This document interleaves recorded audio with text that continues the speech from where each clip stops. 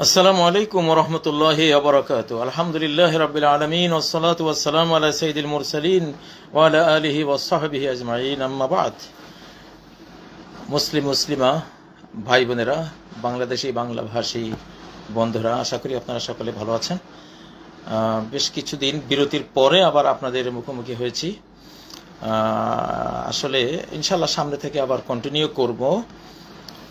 তো আসলে আমার সব সিস্টেম আমার সাথে নেই, এজন্য কথাগুলি শুনতে আপনাদের কষ্ট হবে। আজকে আমি একটু বড় গলায় বলছি, বড় আওয়াজ করে বলছি যাতে আপনারা শুনতে পারেন।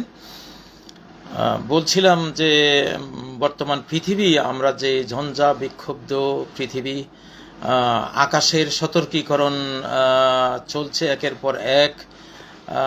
আমাদেরকে আল্লাহ তাআলা শুধরে নেয়ার কাজ করে যাচ্ছেন, বিভিন্ন ওয়ার্নিং দিচ্ছেন আমরা যাতে সতর্ক হয়ে যাই। যেমনটি আল্লাহ বলেছেন, ওয়ালানুযিকান্নাহুম মিনাল আযাবিল আদনা দুনাল আযাবিল আকবারি লাআল্লাহুম ইয়ারজিউন। সূরা হামিম সাজদার আয়াত এটি, যে আমি তাদেরকে বড় শাস্তি দেওয়ার আগে, ধ্বংসাত্মক শাস্তি দেওয়ার আগে ছোট্ট শাস্তি আমি দেব যাতে করে তারা ফেরত আসে। একটা শাস্তি ছোট আকারে দেয়া হয় যাতে ওয়ার্নিং পেয়ে আমরা আল্লাহর দিকে ফিরে আসি, মূল আমাদের মাবুদ ইলাহের দিকে ফিরে আসি। ছোট শাস্তিগুলো এগুলো তিনি দেন। কিন্তু আরেকটা শাস্তি, সেই শাস্তি আসলে ফেরত আসার সুযোগ নেই, কবরে চলে যেতে হয়, ধ্বংস হয়ে যেতে হয়। তো বর্তমান আমরা যেটা দেখলাম, ইব্রাহিম রাইসি, ইরানের প্রেসিডেন্ট, আমি ব্যক্তিগতভাবে তাকে খুব ভালোবাসতাম। তাকে দেখলে, তার চেহারা দেখে আমি আইডিয়া করতাম যে এই লোকটা তাওহীদবাদী একজন মানুষ, আল্লাহওয়ালা, ওহির নূর আমি তার মধ্যে দেখতাম। যেমন আব্দুল্লাহ ইবনে সালাম, নবী সাল্লাল্লাহু আলাইহি ওয়াসাল্লামের চেহারা দেখে বলছিলেন, লাইসা হাযা বিওয়াজহি কাযাব, এই চেহারাটা একটা মিথ্যুকের চেহারা না, এটা খারাপ মানুষের চেহারা, এরকম হয় না। তো ইব্রাহিম রাইসি, আল্লাহ তাকে জান্নাত নসিব করুন, দোয়া করি। তিনি মুসলিম উম্মার একজন কান্ডারি ছিলেন। মুসলিম উম্মার যে কোনো একটা ষড়যন্ত্রের শিকার হয়েছেন, আমরা আমাদের স্পিরিচুয়াল তথ্য থেকে একেবারে নিখুঁতভাবে জানি, নির্ভুল এবং একেবারে সত্যভাবে জানি যে তিনি হত্যাকাণ্ডের শিকার হয়েছেন, কোনো সন্দেহ নেই। তো হয়তো কোনো একদিন বিস্তারিত বলবো, কিন্তু প্রকাশ হয়ে যাবে সবকিছু। আল্লাহু মুখরিজুম মা কুনতুম তাকতুমুন। বিশেষ করে হত্যাকাণ্ডের ব্যাপারে আল্লাহ বলেছেন সূরা আল বাকারা, যে যা তোমরা লুকাও এটা আল্লাহ বের করবেনই। হত্যাকাণ্ডের বিষয় কেউ লুকিয়ে রাখতে পারে না। আল্লাহু মুখরিজুম মা কুনতুম তাকতুমুন, যেটা তোমরা লুকাতে সেটা আল্লাহ মুখরিজ, তিনি এটা বের করবেন। তো সেটাই, এটা আল্লাহ বলেছেন কোথায়? সূরা আল বাকারার ৭৩ নম্বর আয়াত এখানে বলেছেন। তো এমনিতে তো বিশ্বের সকল নেতাদেরকে, বিশেষ করে এশিয়া, আফ্রিকা মহাদেশের, এইসব মহাদেশের নেতৃবৃন্দকে খুব সতর্ক হয়ে যেতে হবে। যেহেতু হাদিসের মধ্যে এটা এসছে, নওয়াব ইবনে হাম্মাদ বা আল হাবিল সৈয়ুতি বা বিভিন্ন যারা কিয়ামতের আলামত নিয়ে যারা লিখেছেন, হাদিসগুলো বর্ণনা করেছেন, যে লা ইয়াখরুজুল মাহদি হাত্তা লা ইয়াবকা কাইলুন ওয়া ইবনু কাইলিন ইল্লা হালাক, যে ইমাম মাহদি আসার প্রেক্ষাপটে যত নেতা থাকবে, কাইল মানে নেতা, রাইস মানে যারা কায়েদ, নেতৃত্ব দেয়, লিডার। তো ইমাম মাহদি যখন আসবেন তার আগে সব লিডাররা মারা পড়বে, কোনো লিডার থাকবে না। লা ইয়াবকা কাইলুন, কোনো লিডার থাকবে না, ওয়ালা ইবনু কাইলিন, লিডার তো থাকবে না, লিডারের ছেলেও থাকবে না, তাকেও মেরে ফেলা হবে। না জানি সে আবার বাপের পথে লিডিং দিতে যায়, নেতৃত্ব দিতে যায়, তো তাকেও মেরে ফেলা হবে, ইল্লা হালাক। তো এই সিলসিলা উদ্বোধন হয়েছে সম্ভবত রাইসি সাহেবের হত্যাকাণ্ডের মাধ্যমে। এটা বের হবে ইনশাল্লাহ, বের না হয়ে যাবে না এটা। তো এইটা, এই জন্য সব নেতৃবৃন্দকেই, ছোট বড় সবাইকে সতর্ক হয়ে যেতে হবে। কোথাও কেউ কোনো এমন হয়তো পরিকল্পনা নিয়েছে যে তারা খুব সূক্ষ্ম ধর্ম বিশেষজ্ঞ। বর্তমান যে যুদ্ধটা চলছে গাজা, এটা ধর্মযুদ্ধ, ধর্মীয় বইতে যেভাবে আছে সেভাবে মারা হচ্ছে। তাদের বিভ্রান্ত আলেমরা যেভাবে লিখে দিয়েছে আল্লাহর নামে, নিজেরা লিখে আল্লাহর নামে চালিয়েছে, তারা ভাবছে যে আমরা আল্লাহর কথা বাস্তবায়ন করছি, আসলে তো বিভ্রান্ত তাদের আলেমদের কথা তারা বাস্তবায়ন করছে। তো এই জন্য নেতৃবৃন্দকে সতর্ক হয়ে যেতে হবে। আর ইব্রাহিম রাইসির প্রসঙ্গটা আসলে তার ব্যাপারে কিছু কথা তো না বললেই নয়। আমি তাকে দেখে ভাবতাম যে আজ থেকে প্রায় 900 বছর আগে সুন্নি ইরানকে একজন প্রেসিডেন্ট এসে শিয়া ইরানে রূপান্তর করলেন, মুখতার নামক একজন প্রেসিডেন্ট। তো ইব্রাহিম রাইসিকে দেখে আমার মনে হতো যে ইনি হয়তো আবার শিয়া ইরানকে সহি সুন্নার ইরানে রূপান্তর করার একটা ভূমিকা নিচ্ছেন। তার হাতে কোরআন দেখতাম এবং তিনি যেভাবে উদারভাবে শিয়া সুন্নি বিভেদকে অতিক্রম করে এক মুসলিম উম্মাকে তিনি নেতৃত্ব দিয়েছেন, লিড দিয়েছেন, এই ভাবনাগুলো তার মধ্যে ছিল। এবং তিনি যেহেতু বিচারক ছিলেন, প্রধান বিচারপতিও ছিলেন, বিচারপতিদের মধ্যে একটা সূক্ষ্ম যাচাই বাছাইয়ের গুণ থাকে, এটা থাকেই তাদের মধ্যে কম বেশ। তো এই জন্য তিনি সবকিছুকে সুন্দরভাবে সেই যাচাই বাছাই করতেন, চিন্তা গবেষণা করতেন এবং বিচারিক সূক্ষ্ম দর্শনের মতোই বিশ্ব প্রেক্ষাপটে, রাজনৈতিক প্রেক্ষাপটে সিদ্ধান্তগুলো নিতে পারতেন। এই জন্য তার পিছে লেগেছে। কারা লেগেছে? যারা এটা জানে যে এই পৃথিবীর ভালো আর মন্দের গেইট হইল কতগুলো ব্যক্তি।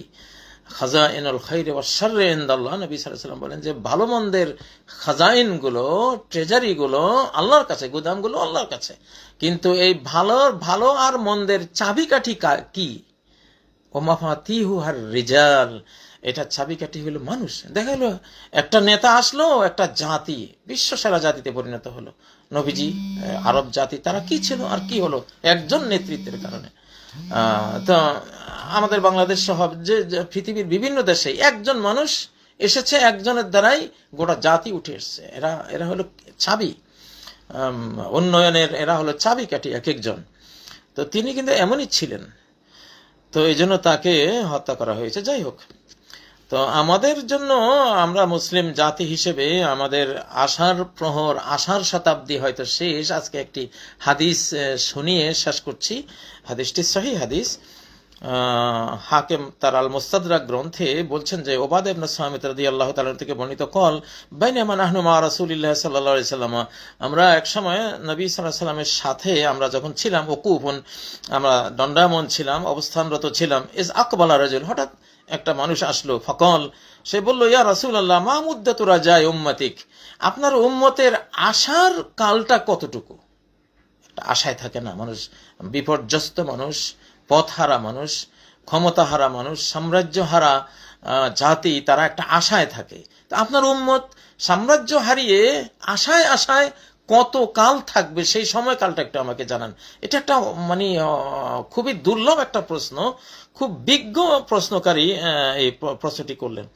কলা ফাসাকাত আনহু রাসূলুল্লাহ সাল্লাল্লাহু আলাইহি ওয়াসাল্লাম, রাসূলুল্লাহ সাল্লাল্লাহু আলাইহি ওয়াসাল্লাম চুপ থাকলেন, কোনো উত্তর দিলেন না। হাত্তা সাআলাহু সালাসা মাররাত, লোকটি তাকে 3 বার এটা জিজ্ঞাসা করলেন যে ইয়া রাসূলুল্লাহ, আপনার উম্মতের আশার কাল কত বছর হবে? তো 3 বার যখন উত্তর দিল না, নবী সাল্লাল্লাহু আলাইহি ওয়াসাল্লাম দিলেন না যখন, তখন লোকটি চলে যেতে শুরু করলো। সুম্মা ওয়াল্লা রাজুল, লোকটি চলে যেতে শুরু করলো। ফাকাল লাহু রাসূলুল্লাহ সাল্লাল্লাহু আলাইহি ওয়াসাল্লাম, সালতানি আন শাইইন মা সালানি আনহু আহাদুন মিন উম্মতি, তুমি এমন একটা প্রশ্ন আমাকে করেছো, আমার উম্মতের কেউ এই পর্যন্ত, হাজারো লাখো সাহাবীর মধ্যেও কেউই, এমনকি আবু হুরায়রা এই প্রশ্ন করেনি, আবু বকর, ওমর, উসমান, আলী, কেউই আমাকে এই প্রশ্নটি করেনি। তো তুমি এমন একটা অদ্ভুত প্রশ্ন আমাকে করেছো, খুবই বিজ্ঞজনোচিত প্রশ্ন করেছো।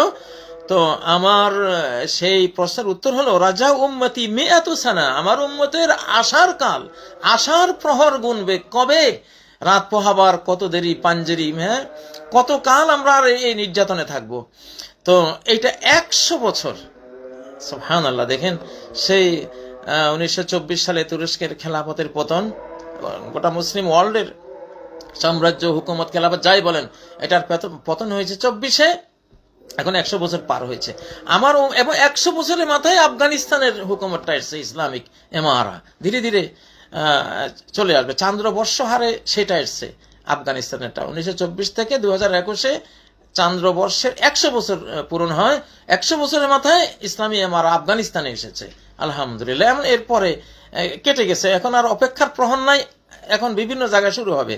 রাজা উম্মতি মিয়াতু সানা ক্বালা ফাকালা রাসূল ইয়া রাসূলুল্লাহ ফাহাল লিতিলকা মিন আমারাতিনা ওয়া আয়াতিনা ওয়া আলামা।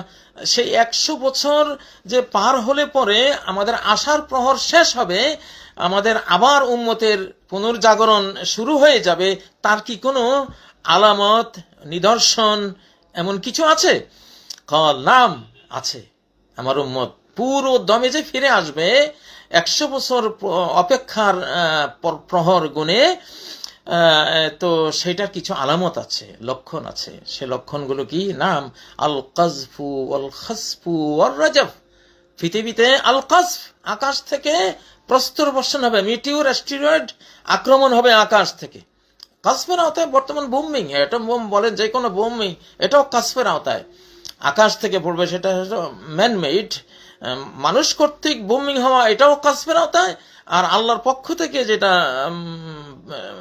আকাশের কোন বেল থেকে মিটিওর বা গ্রহাণু ইত্যাদি পাথরের আক্রমণ আসা ভয়াবহ, সেটা সামনে আসতেছে, এটা আলামত। ওয়াল খাসফ, ভূমি ধসে যাওয়া, মানচিত্র থেকে 3টা দেশ বা 3টা উপমহাদেশ হারিয়ে যাবে, বিশাল বিশাল মহাদেশ মাটি নিচে চলে যাবে, 3টা বিশাল অঞ্চল চলে যাবে। খাসফ, এটা হলো খাসফ, কিয়ামতের বড় আলামত, এটাও আসতেছে সামনে। ওয়ার রাজফ, এবং ভূমিকম্প। এগুলি যখন দেখবা তখন বুঝবা প্রহরার 1 শতাব্দী শেষ। মেয়াতুস সানা, 1 শতাব্দী যেটা প্রহরায় তোমরা কাটিয়েছো, যে কবে হবে আমাদের মুসলিম জাগরণ, কবে হবে আবার ইসলামী খেলাফত, ইসলামী হুকুমত, ইসলামী সাম্রাজ্য, সেই 100 বছরের মাথায় কেটে যাবে।